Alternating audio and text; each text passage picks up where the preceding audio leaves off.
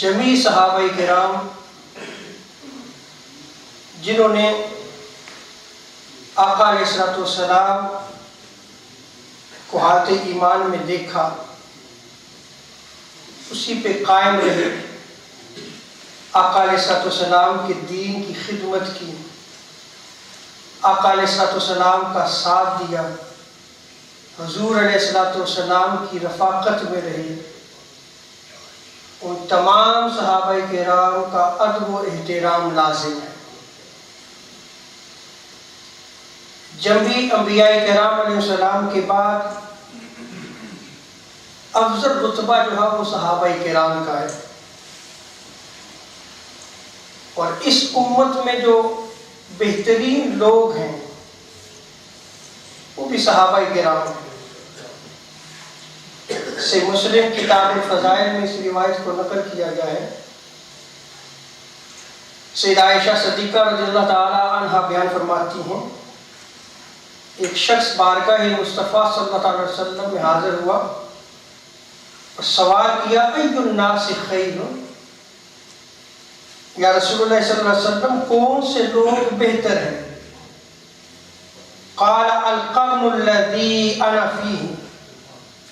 سب سے بہتر لوگ اس زمانے کے ہیں جس زمانے میں میں ہوں، ثم الثانی ثم الثالث، پھر اس کے بعد دوسرا زمانہ اور اس کے بعد تیسرا زمانہ، کیونکہ یہ تینوں زمانے آقا علیہ السلام کے ساتھ ملے ہوئے ہیں،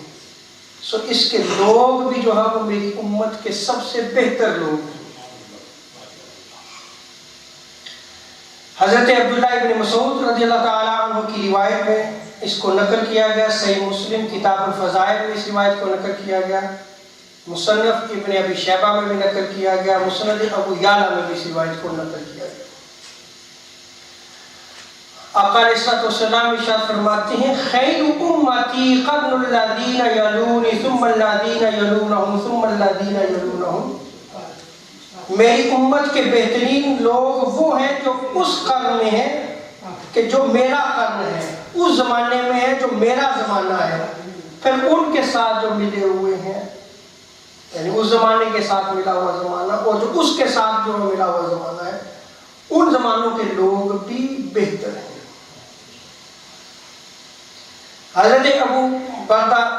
رضی اللہ تعالیٰ عنہ روایت کو نقل کرتے ہیں، صحیح مسلم اور مسند احمد بن حنبل میں اس روایت کو نقل کیا گیا ہے۔ آقا علیہ السلام شاہ فرماتی ہیں، اصحابی امنۃ لامتی، میرے صحابہ میری امت کے لیے بچاؤ ہیں۔ تو جب صحابہ کرام امت کے لیے بچاؤ ہیں تو امت کو چاہیے کہ ان صحابہ کرام کے ادب کو لازم رکھے، احترام کو لازم رکھے، ان سے محبت رکھے۔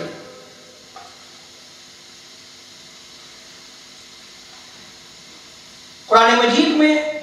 رب تعالیٰ نے ان صحابہ کرام کے حوالے سے جو وعدہ فرمایا ہے، سورہ حدید ورس 10 میں رب تعالیٰ نے ان صحابہ کرام کے حوالے سے جو وعدہ قرآنی ہے، رب تعالیٰ شاہ فرماتے ہیں وَكُلًّا وَعَدَ اللَّهُ الْحُسْنَىٰ، اور اللہ نے ان سب سے اچھے انجام کا وعدہ کر رکھا ہے، اچھے انجام کا وعدہ کیا ہے۔ اور دوسری جگہ سورہ توبہ میں رب تعالیٰ شاہ فرماتا ہے رضی اللہ عنہم، یہ وہ طبقہ ہے صحابہ کرام کا کہ اللہ تعالیٰ اسے راضی ہوا۔ اور ایک اور جگہ پہ ارشاد فرمایا رضی اللہ عنہ، یہ صحابہ وہ طبقہ ہے جو اللہ سے راضی ہیں، وَرَضُوا عَنْهُ، اور اللہ تبارک و تعالیٰ ان سے راضی ہے۔ حضرت جابر بن سمرہ ابن ماجہ میں اس روایت کو نقل کیا گیا ہے، نقل فرماتے ہیں کہ سید عالم صلی اللہ علیہ وسلم شاہ فرماتے ہیں قال احفظونی فی اصحابی ثم الذین یلونہم ثم الذین یلونہم، میرے صحابہ کا خیال رکھنا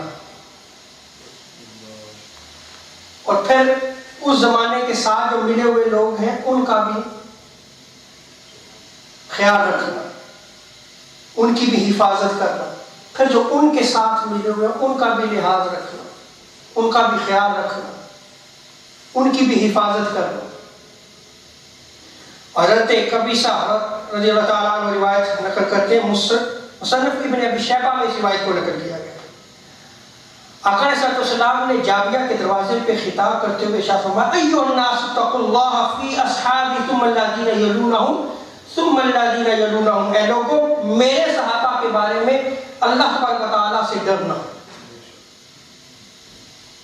اور پھر صحابہ کے ساتھ جو ملا ہوا زمانہ ہے ان لوگوں کے معاملے میں بھی، اور جو ان کے ساتھ ملا ہوا زمانہ ہے ان لوگوں کے معاملے میں بھی اللہ تبارک و تعالیٰ سے ڈرنا۔ حضرت عمر فاروق رضی اللہ تعالیٰ عنہ روایت کو نقل کرتے ہیں، سنن نسائی، امام نسائی نے سنن الکبریٰ میں اور امام طبرانی نے موجب الاوس میں اس روایت کو نقل کیا ہے۔ آقا علیہ السلام فرماتے ہیں، اکرموا اصحابی ثم الذین یلونہم ثم الذین یلونہم، میرے صحابہ کی عزت کرو اور میرے صحابہ کے ساتھ جو ملا ہوا زمانہ ہے ان کی بھی عزت کرو، وہ جو لوگ اس میں بستے رہے اس زمانے میں، اور پھر جو ان کے ساتھ ملا ہوا زمانہ ہے ان میں جو لوگ ہیں ان کی بھی عزت کرو۔ حضرت اوین بن سائدہ روایت کرتے ہیں، مستدرک حاکم میں اس روایت کو نقل کیا گیا ہے، امام طبرانی نے موجم الاوس میں نقل کیا ہے۔ آقا علیہ السلام ارشاد فرماتے ہیں، ان اللہ اختارنی واختار لی اصحابا فجعلنی منہم وزراء واصحابا وانصارا، بے شک رب تعالیٰ نے مجھے اپنے پسندیدہ رسول کو اختیار کیا اور میرے لیے میرے صحابہ کو اختیار کیا، پس اس نے میرے لیے ان میں وزراء بنائے، قریبی رشتہ دار بنائے اور مددگار بنائے۔ اس کے بعد آقا علیہ السلام فرماتے ہیں کہ خبردار اب میرے صحابہ کو گالی نہ دینا، لا تسبوا اصحابی، جامع ترمذی میں آتا ہے میرے کسی صحابی کو گالی نہ دینا، اور جو صحابہ کرام کو گالی نہ دیں، برا بھلا کہیں، آقا علیہ السلام فقولوا لعنت اللہ علی شرکم، تمہارے شر پر اللہ تبارک و تعالیٰ کی لعنت ہو۔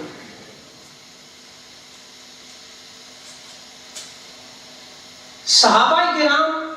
میں اہل بیت اطہار بھی آتے ہیں، یہ عقیدے کو کلیئر رکھیں، اہل بیت اطہار الگ نہیں ہیں، یہ جتنی شان بیان کی ہے صحابہ کرام تو ان میں ہیں، لیکن اہل بیت اطہار بھی ان میں شامل ہیں، کیونکہ وہ بھی سارے صحابہ ہیں۔ سید عالم صلی اللہ علیہ وسلم نے جہاں پہ صحابہ کرام کے ادب و احترام، ان کی حفاظت، ان کے بچاؤ کے لیے، ان کے احترام کے لیے بیان فرمایا، اسی طرح آقا علیہ السلام نے اس امت کو عرفہ کے دن جو وصیت فرمائی تھی وہ کیا تھی کہ میں تمہیں دو چیزیں چھوڑ کے جا رہا ہوں۔ وہ کون سی دو چیزیں تھیں؟ آقا علیہ السلام خطاب فرماتے ہوئے ارشاد فرماتے ہیں، یا ایھا الناس انی قد ترکت فیکم ما ان اخذتم بہ لن تضلوا کتاب اللہ و عترتی اہل بیت، لوگوں میں تم میں دو چیزیں چھوڑ کے جا رہا ہوں، اور ایک اور روایت میں آتا ہے میں تم میں دو عظیم چیزیں چھوڑ کے جا رہا ہوں، ہمارا دو عظیم چیزیں، اگر تم ان کا دامن تھام کے رکھو گے تو کبھی بھی گمراہ نہیں ہوں گے، تم صراط مستقیم پر رہو گے، ایک قرآن اور دوسرا میری اہل بیت، میری عطرت،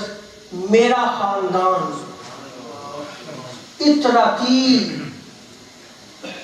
آقا علیہ السلام نے کیا ارشاد فرمایا؟ میرا خاندان۔ تو جو حضور کا خاندان ہے ان کی محبت بھی لازم ہے، ان کا ادب و احترام بھی لازم ہے۔ کسی صحابی کو گالی نکالنا، برا بھلا کہنا، یہ یاد رکھ لیں کہ اہل سنت کا طریقہ نہیں ہے. اہل سنت و جماعت صحابہ کرام کا ادب و احترام بھی رکھتے ہیں اور اہل بیت سے محبت بھی رکھتے ہیں. قاضی عیاض الشفا میں نقل فرماتے ہیں، فرماتے ہیں کہ اہل بیت اطہار، آپ کی آل پاک اور ازواج مطہرات اور صحابہ کرام کو گالی دینا، ان کی تنقیص کرنا، ان میں نقص نکالنا حرام ہے، اور وہ شخص ملعون ہے، وہ شخص لعنتی ہے. اور میں سے آگے بڑھوں، ہم اہل سنت و جماعت کے نزدیک جو ادنا سے ادنا صحابی بھی ہے اس کا ادب و احترام بھی لازم ہے. کوئی اپنے وقت کا غوث ہو جائے لیکن اس ادنا صحابی کے پاؤں کی گرد کو نہیں پہنچ سکتا.